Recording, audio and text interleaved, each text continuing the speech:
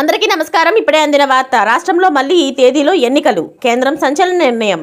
ఈ విషయాలన్నీ తెలుసుకునే ముందు వీడియోని పూర్తిగా చూడండి. అప్పుడే మీకు పూర్తిగా అర్థమవుతుంది. అదేవిధంగా చాలామంది సబ్స్క్రైబ్ చేసుకోకుండా వీడియోని చూస్తున్నారు. దయచేసి సబ్స్క్రైబ్ చేసుకోండి. సబ్స్క్రైబ్ చేసుకోవడం వల్ల నేను చేసే ప్రతి వీడియో అప్డేట్ మీకు ముందుగానే నోటిఫికేషన్ రూపంలో వస్తుంది. అదేవిధంగా లైక్ చేయడం మర్చిపోతున్నారు. దయచేసి లైక్ చేయండి. లైక్ చేయడం వల్ల ఇటువంటి ఇంపార్టెంట్ ఇన్ఫర్మేషన్ చాలామందికి రీచ్ చేసిన వాళ్ళు అవుతాం.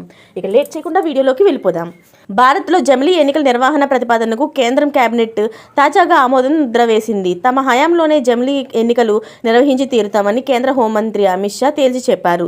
దీంతో వచ్చే 5 ఏళ్లలోపే మధ్యంతర ఎన్నికలు తప్పవని తేలిపోయింది.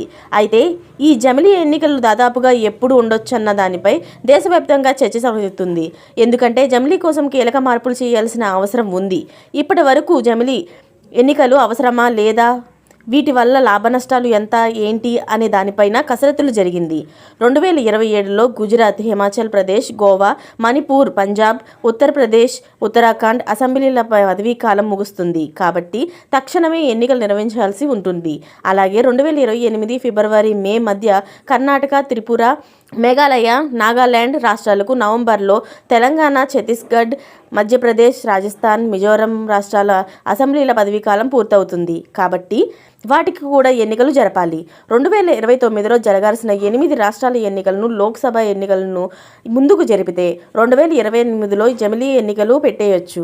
దీనివల్ల 2027లో ఎన్నికలు పెండింగ్ ఉన్న 7 రాష్ట్రాల అసెంబ్లీల పదవీకాలం పొడిగించాల్సి ఉంటుంది. వీటిలో హిమాచల్, పంజాబ్ మినహా మిగిలిన చోట్ల బీజేపీ అధికారంలో ఉంది. కాబట్టి ఈ 7 రాష్ట్రాల అసెంబ్లీ గడువు పొడిగింపు బీజేపీకి పెద్ద సమస్య కాదు. అదే జరిగితే 2028లో జమిలీ నిర్వహణకు అడ్డంకులకు తొలగిపోయినట్లే. ఇలాంటి లేటెస్ట్ అప్డేట్స్ అన్ని మీరు ముందుగానే పొందాలి అనుకుంటే ఛానల్ని సబ్స్క్రైబ్ చేసుకోండి. అలాగే పక్కనే ఉన్న గంట సింబల్ని క్లిక్ చేయడం మర్చిపోకండి. Thanks for watching friends.